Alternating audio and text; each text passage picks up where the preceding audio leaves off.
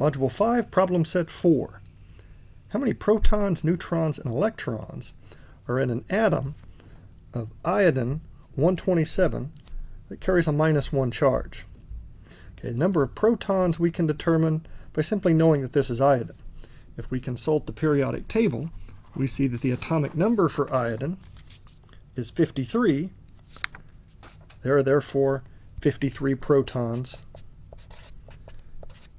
in the nucleus of this particular ion. The number of neutrons we'll ascertain by difference. We know the sum of the protons and neutrons is 127. So 127 minus the 53 protons, leaving me 74 neutrons. And the number of electrons we determine by realizing this is a monovalent anion. I have one more electron than I have protons. There are therefore 54 electrons. Okay, a lot of information provided here. We're told there are 3 naturally occurring isotopes of silicon. We're asked to determine the percent abundances for the silicon-29 and silicon-30 isotopes. Okay, I recognize I'm looking for 2 unknowns. I'll eventually need 2 equations. Let's go ahead and declare X to be the percent abundance associated with silicon-29 in decimal form. Y will represent the same for silicon-30. I don't know what these values are at this stage, but I can figure out what they must sum to. If I take 100 minus what was due to the other isotope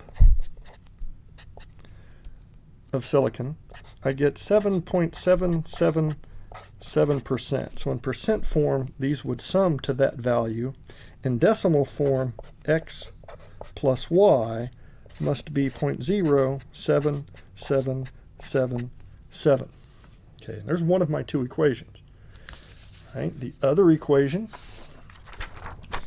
we're going to develop knowing from the periodic table what the weighted average is.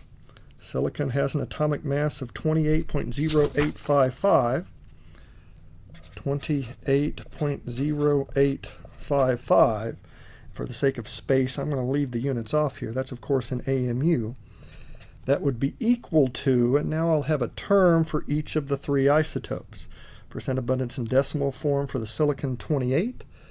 That was 0.92223 times its mass, 27.9769, plus X times the mass associated with silicon-29, 28.9765, plus Y and the mass associated with silicon-30.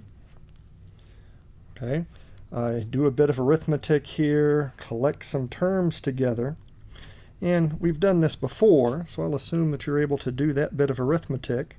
We're going to be justified in keeping only 2 significant figures when all is said and done here. Justify to yourself that that is correct. Only 2 significant figures.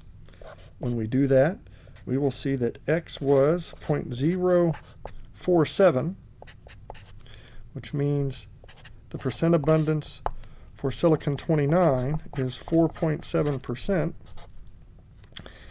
and the percent abundance associated with the silicon-30 is going to be 3.1%.